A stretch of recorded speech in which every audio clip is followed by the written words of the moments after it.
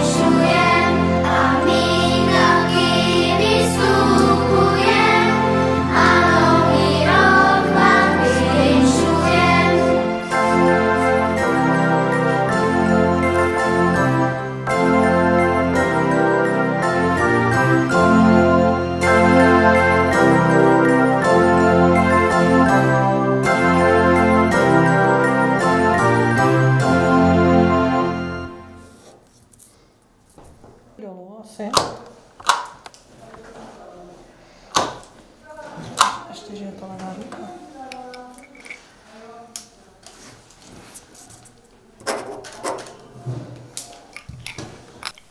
Dobrý den, milí spoluobčané, vítám vás u rozpečeťování Tříkrálové sbírky v roce 2025. Už máme rozpečetěno a víme, že se v naší obci vybralo 120 709 korun.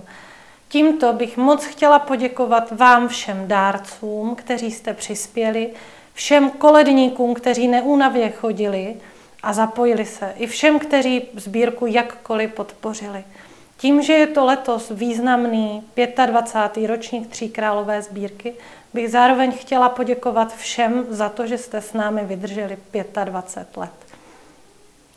Letos půjde váš příspěvek v Brně na opravy centra pro lidi bez domova, protože dům, ve kterém toto centrum sídlí, je v katastrofickém stavu a je potřeba ho zrekonstruovat. Kromě toho půjde i na podporu charitní záchranné sítě, která pomáhá lidem, kteří už nemají kde jinde pomoc sehnat. Děkujeme.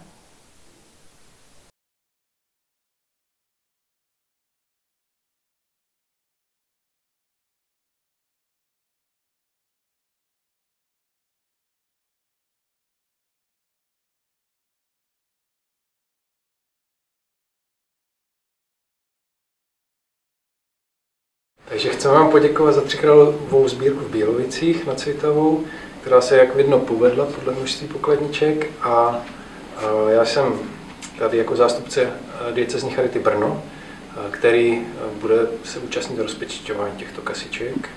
A chci tady za diecézní charitu Brno poděkovat za tak hojnou nadílku.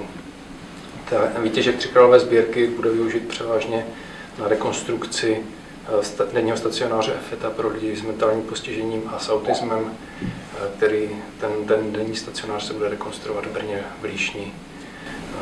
Už je tam zapotřebí velkých změn, aby mohl splnit svůj účel. No a část bude využita také na pomoc lidem bez domova na nízkoprahové centrum na Bratislavské a na noclehárnu na Bratislavské. Takže ještě jednou velice děkujeme a těšíme se na další spolupráci.